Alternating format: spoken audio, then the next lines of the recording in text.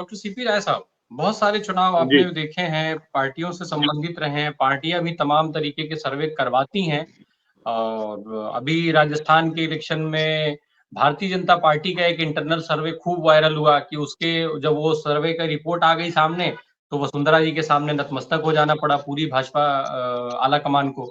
तो सर्वेस का ये एक काफी कुछ सर्वे के बारे में आप तो निश्चित तौर पर बहुत करीबी से जुड़े भी रहे होंगे। सर ये जो सर्वे इस बार आया है, अभी कांग्रेस पार्टी के लिहाज से इसको कैसे समझा जाए? क्योंकि 2 राज्यों में जिनमें सबसे पहले मध्य प्रदेश में ये माना जा रहा था कि 100% कांग्रेस की सरकार बन रही है। वहां पर इतना बड़ा गैप लेकर के आना इस एग्जिट पोल्स का। फिर राजस्थान में भी ये माना जा रहा था कि जो गारंटियां हैं उनसे लोग सीधे-सीधे कनेक्ट हो रहे हैं। वहां पर भी वो चीजें, हालांकि छत्तीसगढ़ और तेलंगाना तो खैर अप्रत्याशित, बिल्कुल तेलंगाना में तो बिल्कुल अलग तरीके का माहौल कांग्रेस के फेवर में बताया जा रहा है। छत्तीसगढ़ में भी करीब-करीब कांग्रेस सत्ता में लाती हुई दिखाई जा रही है और मिजोरम की एक बात थोड़ी अलग हो सकती है क्योंकि वहां पे कई सारे कारण हैं, हालांकि एमएनएफ को नुकसान होता हुआ सीधे-सीधे दिखाया जा रहा है। सर ये जो सर्वे रिपोर्ट्स आई हैं, जो एग्जिट पोल्स आई हैं, इससे कांग्रेस पार्टी कितना संतुष्ट है? और आप खुद स्वयं, चूंकि इतना अनुभव है आपके पास, तो आप स्वयं इससे कितना संतुष्ट हैं? राम प्रकाश जी, हमेशा जनता का एक मूड होता है। एक मूड ये होता है कि अच्छे दिन आने वाले हैं, गुजरात मॉडल आ रहा है और उसके बाद जो जो चुनाव होते चले गए सब जीतते चले गए। नहीं भी जीते तो वहां पर उस वक्त उनका लहर हवा, उनका दिमाग इतना चल रहा था कि न जीते हुए सीटों पर भी उन्होंने जो अपने उन प्रदेशों में भी सरकार बना ली। ये एक दौर होता है। दूसरा दौर ये होता है कि जो भी चुनाव हो रहे हैं उसमें सब जगह एक पार्टी हारती जा रही है। वो कर्नाटक में हारी, वो हिमाचल में हारी, सब जगह हारती जा रही है। तो जनता का एक मूड होता है, एक माहौल होता है। जनता का मूड और माहौल अब इस सरकार के खिलाफ है, केंद्र सरकार के खिलाफ है, क्योंकि 2013 से लेकर के 2014 तक और उसके बाद तक प्रधानमंत्री मोदी ने जितनी बातें कही और गुजरात के मुख्यमंत्री ने जितनी बातें कही थी, कुछ नहीं करना है। उन्हीं की कही गई बातों के वीडियो दोबारा से जारी कर देने हैं और हम लोग जारी करते रहते हैं समय समय पर। वो फेसबुक पर, ट्विटर पर कहीं हमको दिखता रहता है, उसको दोबारा हम लोग चलाते रहते हैं कि कृपया इनको फिर से सुन लें कि इन्होंने क्या कहा था। और मुझे लगता है कि मोदी जी अपने वीडियो जब खुद दोबारा देखते होंगे तो शायद उनको हंसी आती होगी कि उन्होंने क्या क्या कहा था। तमाम बातें असत्य साबित हुई, तमाम वादे असत्य साबित हुए। चीन को लाल आंख दिखाना असत्य साबित हुआ। चीन हमारे हजारों वर्ग मील जमीन पर कब्जा करके बैठ गया है। अर्थव्यवस्था धरातल पाताल में चली गई है, रुपया पाताल में चला गया, महंगाई आसमान पर छू रही है। जितने भी मापदंड होते हैं सरकार को मापने के, उन सारे मापदंडों में सरकार पूरी तरह से फेल नजर आ रही है। मोदी जी लड़खड़ाते हुए नजर आ रहे हैं, उनकी पार्टी में भी विघटन नजर आ रहा है। मोदी जी को भारतीय जनता पार्टी में चुनौतियां नजर आ रही हैं। चुनौती तब होती है पुराने जमाने के राजा रजवाड़ों के जमाने से भी, जब राजा कमजोर होने लगता था तो उसके छत्रप उसको चुनौती देने लगते थे। वो सारे हालात भारतीय जनता पार्टी में नजर आ रहे हैं। दूसरी तरफ राहुल गांधी ने, जिनको पप्पू कहा गया था, उन्होंने कहा ठीक है मैं जनता से पूछ लेता हूँ, आपकी आरएसएस मुझे पप्पू सिद्ध करने में लगी है, मैं देश के 142 करोड़ जनता से सीधे पूछ लेता हूँ कि मैं क्या हूँ। और वो कन्याकुमारी से कश्मीर तक चले और जनता ने बता दिया कि तुम तो महात्मा हो, कुछ और हो, पप्पू तो नहीं हो, कम से कम विद्वान हो, ज्ञानी हो, जनता से जुड़े हुए हो, हम तुमको प्यार करते हैं। और लाखों लोग उमड़ पड़े। कश्मीर में जब बर्फ गिर रही थी और बारिश हो रही थी, तब भी उस छोटी सी जगह पर 25,000 लोग इकट्ठे थे तिरंगे झंडे लेकर के। जब कहा गया था राहुल जी वहां मत जाओ, आपके ऊपर बम फेंक दिया जाएगा, और राहुल जी ने कहा था मैं जाऊंगा, ठीक है मेरे सफेद कपड़े को लाल कर दो। तो राहुल गांधी ने पूरे परसेप्शन को, राजनीति के डिस्कोर्स को बदल दिया है। अब जो कर्नाटक से शुरू हुई हवा, जो हिमाचल से आगे बढ़ी है, वो हवा अभी चल रही है। उस हवा के बीच में कोई ब्रेक नहीं लगा है। ऐसा कोई घटनाक्रम नहीं हुआ है, अभी कोई पुलवामा करवाने में कामयाब कोई नहीं हो पाया है। अच्छे दिन और किसी तरह के और नाम बीच में आ नहीं पा रहे हैं। अयोध्या को 1990 के दशक में कैश किया जा चुका है और उसका परिणाम भी, जो भी कुछ सामने आया वो सुप्रीम कोर्ट से आया है, किसी पार्टी की वजह से नहीं आया। तो उस दौर में हम लोग कहते थे कि कोर्ट की बात मान लीजिए, ये आपस में बैठ करके बातचीत कर लीजिए। तब इन लोगों ने कहा था ये कोर्ट का मुद्दा है नहीं और बातचीत किसकी, ये हमारा अपना अधिकार है। तो वो अंततः सुप्रीम कोर्ट ने उसका फैसला किया। जिस धर्म के नाम पर आए थे उस धर्म के घाती साबित हुए हैं लोग। अयोध्या में शिलान्यास हुआ, हमारे इतने बड़े बड़े शंकराचार्य विदेश में है, अपने घर में भी हम मंदिर बनाते हैं, किसी पंडित को बुलाते हैं, किसी ज्ञानी को बुलाते हैं और उससे स्थापना करवाते हैं। लेकिन अयोध्या में प्राण प्रतिष्ठा जो तथाकथित तौर पर होने जा रही है, उसको करने के लिए प्रधान मोदी जी जा रहे हैं और शायद आरएसएस के चीफ जाएंगे। ये लोग कहाँ के शंकराचार्य हो गए, कहाँ के पंडित हो गए। हिंदू धर्म के लोगों को शायद समझ में आ रहा होगा कि हिंदू धर्म का जितना अपमान इतने लोगों ने किया है किसी ने इतिहास में कभी नहीं किया है। तो ये सारे हालात हैं। महंगाई इतनी ज्यादा है कि अभी कल एक बच्चे की आप लोगों ने कहानी पढ़ी होगी, मैं आज लिखूंगा उसके बारे में, या शायद सुबह थोड़ा बहुत मैं जिक्र कर भी चुका हूं कि एक बच्चा रोता हुआ पुलिस चौकी में घुस गया मिर्जापुर में, और उसको बहुत बेहाल देख करके पुलिस चौकी के इंचार्ज ने उससे पूछा क्या हुआ। उसने रोते हुए बताया, कलपते हुए, मैं 3 दिन से भूखा हूं, मेरे घर में खाना नहीं है, मेरी माँ बीमार है, मेरे बाप मर गए हैं, माँ काम पर नहीं जा रही तो मेरे घर में खाना नहीं है। और फिर उसका किसी तरह से चौकी के लोगों ने भावुक होकर के उसका कुछ इंतजाम किया। लेकिन एक दिन इंतजाम कर देंगे, 2 दिन इंतजाम कर देंगे, बाकी दिन इंतजाम कौन करेगा। एक तरफ देश की अर्थव्यवस्था को बताया जा रहा है कि दुनिया में ये 4थे नंबर की अर्थव्यवस्था बन गई। एक तरफ बताया जा रहा है कि इतने हजार हमारे देश के लोग अरबपति बन गए। एक तरफ बताया जा रहा है कि देश का कोई पूंजीपति देश दुनिया में इस नंबर पर आ गया। और एक तरफ बताया जा रहा है कि देश का विकास की दर 7.6% रहने की उम्मीद है। कितने ट्रिलियन की ये इकोनॉमी होने जा रही है ये बताया जा रहा है। और दूसरी तरफ कोई लड़की भात भात करते हुए रोते हुए मर जाती है, और एक बच्चा भूख में बिलखता हुआ पुलिस चौकी में जाके खाना मांगता है। इस तरह के लाखों लोग रोज दृश्य मिलते होंगे सड़क पर चलते हुए, जहां कूड़े में से खाना बीन रहा होता कोई बच्चा, लोगों के फेंके हुए जूठन में से कोई खाना बीन रहा होता है। ये कैसा विकास है। 80 करोड़ लोग बदहाल है, बेहाल है, ये तो सरकार खुद मान रही है। मनमोहन सिंह की सरकार में 80 करोड़ लोगों को भीख में अनाज नहीं देना पड़ा था, बल्कि गरीबी की रेखा के नीचे से काफी बड़ी तादाद ऊपर चली गई थी। वो फिर इस सरकार में इतना नीचे चली गई है कि 80 करोड़ लोगों को अनाज दे रहे हैं, 5 किलो मुफ्त का ही है। लेकिन सवाल यह है कि अगर 80 करोड़ को अनाज दे रहे हैं तो फिर वो भात भात चिल्लाने वाली लड़की कैसे रह गई उस अनाज से, और ये 3 दिन का भूखा बच्चा इस तक वो अनाज क्यों नहीं पहुंचा। इसका मतलब यह है कि इनके देश समय में ये बदहाली इतनी बढ़ गई है कि कई करोड़ लोग और ऐसे हैं जिन तक वो 5 किलो अनाज का दाना जो पहुंचने का सिस्टम है वो नहीं पहुंच पाया। तो इस तरह से 2 तरह के भारत है। यहाँ पर मेरे दोस्त राकेश पाठक जी बैठे, मैं आज लिख रहा हूँ एक लेख। मेरा एक सवाल है, मैं आपकी बात का जवाब दूंगा, लेकिन जनता के बीच में मुद्दे भी जाने चाहिए। मेरा एक सवाल है, भारत सबसे बड़ी अर्थव्यवस्था है, भारत की पर कैपिटा इनकम इतनी है, भारत की विकास दर इतनी है, भारत का भूख का सूचकांक कितना है, भारत का मानव विकास सूचकांक कितना है, ये सारे सूचकांक हैं। मेरा एक सवाल है, सिर्फ 10 लोगों को जो टॉप के रईस है उनको बाहर कर दीजिए और फिर बताइए सूचकांक क्या है। 100 लोगों को बाहर करिए, चलिए 1 लाख को बाहर कर दीजिए, फिर मुझे बताइए पर कैपिटा इनकम क्या है, भारत की आमदनी क्या है, भारत की कुल संपत्ति क्या है, आम आदमी की कुल संपत्ति क्या है।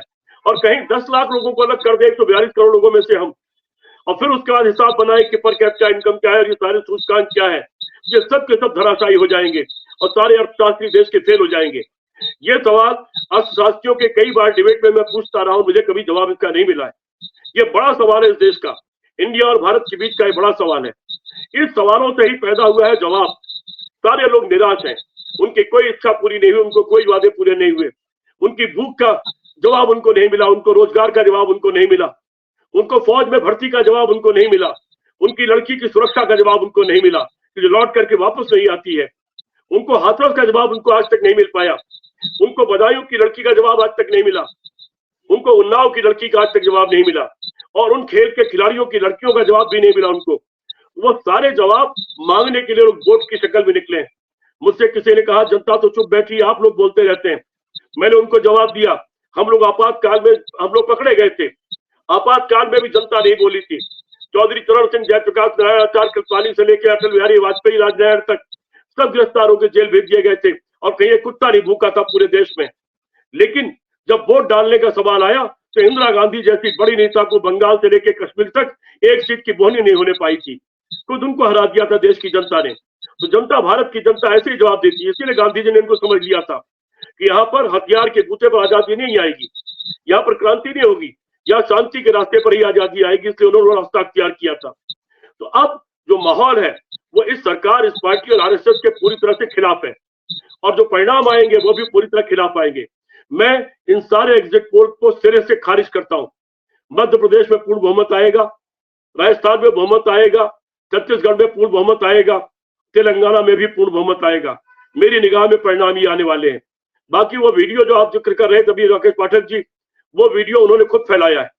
मेरा ऐसा मानना है कि उन्होंने खुद फैलाया है, एक सनसनी फैलाने के लिए, क्योंकि उसमें उन्होंने कोई जिक्र नहीं किया कि किस पार्टी को ज्यादा वोट दे रहे हैं, किस प्रदेश को वोट ज्यादा सीट मिली उसका जिक्र नहीं किया उन्होंने, किस पार्टी को सीट मिली उसका जिक्र नहीं किया, केवल एक सनसनी फैला के छोड़ दिया है। इसी बहाने उनकी ज्यादा चर्चा हो, कल को जो परिणाम आएगा वो कह देंगे नहीं हम तो इसी के बारे में बात कर रहे थे। ये बड़े होशियार लोग हैं। मैं इस पूरे एग्जिट पोल को सिरे से खारिज करता हूं। जनता का एग्जिट पोल के रूप में जब आएगा 3 तारीख को, वो बिल्कुल अलग होगा और वो कांग्रेस के पक्ष में होगा। डॉक्टर राय, तेलंगाना की थोड़ी बात कर ले, क्योंकि तेलंगाना में सारी चीजें जो है वो फेवरेबल दिख रही हैं, चाहे पहले से जो दावे आपके रहे हों। हालांकि अभी जब हम बात करें पीछे, जब ओपिनियन पोल्स की थोड़ी अगर और पीछे चले जाएं, तो जो ओपिनियन पोल्स थे वो कहीं से भी कांग्रेस को पहले तेलंगाना में जगह नहीं दे रहे थे। फिर धीरे धीरे स्थितियां बदलती गई और आज जो है वो क्लियर मैंडेट पे जाकर के बैठे हुए हैं एग्जिट पोल्स के अंदर। सर, क्या लगता है कि कांग्रेस का जो वहां पर अभियान रहा, उसकी जो दिशा थी, जो बातचीत थी, उससे लोग जो कनेक्ट हो पाए, उनकी क्या क्या वजहें आप देख रहे हैं? क्योंकि अब लोकसभा का चुनाव सर पे खड़ा है और निश्चित तौर पे ये जो जीत है, इसका जो आकलन होगा तो इसमें से वजहें निकाल करके और कहीं ना कहीं लोकसभा में भी उस तरीके की चीजों को अप्लाई करने की बात जरूर होगी कांग्रेस के अंदर, ऐसा मुझे लगता है। तो एक तो छोटी टिप्पणी आपकी उस पर चाहूंगा। दूसरा सर, क्या ये जो वजहें रही, जैसे राहुल गांधी ने जिस तरीके से बीआरएस को पिन किया, फिर प्रधानमंत्री नरेंद्र मोदी ने बीआरएस को अपने नजदीक आने की जो बात कह दी, उसने आपको जो है और मतलब एक तरीके से कहा जाए तो बीआरएस की पोल खोल करके उन्होंने आपका पूरा रास्ता ही साफ कर दिया। आपको फिर अगर आप बहुत कम भी मेहनत करते तब भी आसानी से वो सारी चीजों तक पहुंच सकते थे। जी जी, ठीक है। तेलंगाना में कई चीजें हुई। एक तरफ तेलंगाना में राहुल गांधी की यात्रा निकली, उसका असर था। पिछले दिनों आप लोगों को याद होगा, चुनाव से पहले राहुल गांधी की एक रैली होने वाली थी तेलंगाना में, और उसके लिए सरकार ने मैदान देने से मना कर दिया। लेकिन किसानों ने अपनी खड़ी हुई फसल काट दी और तमाम एक बहुत बहुत बड़ी जमीन, बहुत बड़े खेती का टुकड़ा, कई एकड़, उन्होंने फसल काट करके खाली कर दिया और उन्होंने कहा हम जमीन दे रहे हैं और सभा करिए, और लाखों लोगों की सभा हुई। इंडिकेशन तो उसी दिन मिल गया था। दूसरे, तेलंगाना में कांग्रेस का जो प्रदेश अध्यक्ष है वो बहुत तेजी से वहां पर उभरा, बहुत तेजी से उसने लड़ाई लड़ी और सीधा जूझ रहा है, यहां तक कि उसने खुद को झोंक दिया और खुद मुख्यमंत्री के सामने चुनाव लड़ रहा हुआ आदमी। इस बीच कांग्रेस ने अपने जो वहां पर वादे किए, क्योंकि आप इस पूरे चुनाव को गौर से देख लीजिए, कोई भी प्रदेश हो, वो चाहे खड़गे साहब हो, चाहे राहुल गांधी हो, चाहे प्रियंका गांधी हो, ये सारे के सारे लोग सिर्फ मुद्दों पर बात कर रहे हैं। जहां भी जा रहे हैं वहां सिर्फ मुद्दों पर बात कर रहे हैं। अगर सरकार के अंदर कोई बुराई है, उसकी कोई खामी है, उसका हल्का फुल्का जिक्र कर रहे हैं और हल्के बॉल, और उसके बाद फिर अपने केवल मुद्दों की बात कर रहे हैं। हम क्या करेंगे वो बात कर रहे हैं, हमने किसी दूसरे प्रदेश में क्या किया है वो बात कर रहे हैं। तो निश्चित तौर पर जो पाठक जी कह रहे थे, जनता वो सुनना चाहती जो उसको चाहिए, और चूंकि कांग्रेस वो बातें कर रही है तो जनता उसको सुन रही है। इसीलिए बजरंगबली भी नहीं चले। बजरंगबली को इस्तेमाल करने की कोशिश हुई चुनाव, लेकिन कर्नाटक में चलने नहीं पाए और वहां भारी बहुमत से कांग्रेस पार्टी जीत गई। तो ये जो तेलंगाना का मसला है, ये राहुल गांधी की यह भारत यात्रा, प्रदेश अध्यक्ष की मेहनत, उसके बाद इनके कार्यक्रम, दूसरे प्रदेशों में पूरे किए गए वादे और उसकी वहां तक पहुंची हुई महक, इस सब का परिणाम है कि वहां पर चुनाव जीता जा रहा है। दूसरे, भारतीय जनता पार्टी ने जब देखा कि उसकी वहां दाल नहीं गल रही है और कांग्रेस पार्टी भारी बहुमत से जीत सकती है, तो भारतीय जनता पार्टी ने अंदरूनी तौर पर टीआरएस को सपोर्ट करने का फैसला किया। यही काम ओवैसी साहब ने किया। और ये जब दोनों लोग ये काम कर रहे हैं तो निश्चित तौर पर वोट तो जनता से ही मांगते हैं कि हमको नहीं उनको दीजिए। मुझे याद है राजनारायण जी का चुनाव 1980 में, राजनारायण जी जो जनता पार्टी एस के राष्ट्रीय अध्यक्ष थे और चरण सिंह प्राइम मिनिस्टर थे, वो बनारस से चुनाव लड़ रहे थे कमलापति त्रिपाठी के खिलाफ। मैं उस चुनाव में काम कर रहा था। चुनाव से एक दिन पहले उसमें चंद्रशेखर वाली पार्टी से ओम प्रकाश सिंह उम्मीदवार थे, जो बाद में वो कई बार सिंचाई मंत्री उत्तर प्रदेश में रहे हैं। कमलापति जी कांग्रेस के उम्मीदवार थे और राजनारायण जी अपनी पार्टी के उम्मीदवार थे राष्ट्रीय अध्यक्ष के रूप में। एक दिन पहले, वोट के एक दिन पहले हम लोग घूम रहे थे, आखिरी जो फिनिशिंग वर्क होता है चुनाव का, तो नेकर पहने हुए तमाम लोग जगह जगह मिले और वो एक ही बात कह रहे थे कि भाई जी निर्णय ये हुआ कि पंडित जी को वोट देना है। पंडित जी को मतलब कमलापति त्रिपाठी जी को वोट देना है। उनका कैंडिडेट ओम प्रकाश सिंह चुनाव लड़ रहा था, लेकिन वो जगह जगह उस दिन एक दिन पहले शाम को कमलापति त्रिपाठी को वोट देने की अपील कर रहे थे, राजनारायण जीत न जाए, क्योंकि राजनारायण को आरएसएस अपना दुश्मन मानता था। मैंने लौट के राजनारायण जी को बताया कि ऐसा हो रहा, बोले कोई बात नहीं बच्चा, कोई चिंता मत करो, कल देखा जाएगा। और फाइनली राजनारायण जी उसमें थोड़े से वोट से हार गए। तो यहां पर भी यह हुआ है कि इन लोगों ने वो गेम खेला कि ये लोग टीआरएस को जिताने में लग गए और इसका असर उसका एक रिएक्शन हुआ। उधर प्रधानमंत्री ने खुद कह दिया कि टीआरएस तो मेरे पास आए हुए थे, तो उन्होंने भी उसकी पोल खोल दी। ये सब मिला जुला करके एक तरफ मुद्दों पर बात होना और दूसरी तरफ राजनीति से इतर अपनी अपनी हरकतें और अपने हथकंडे अपनाना।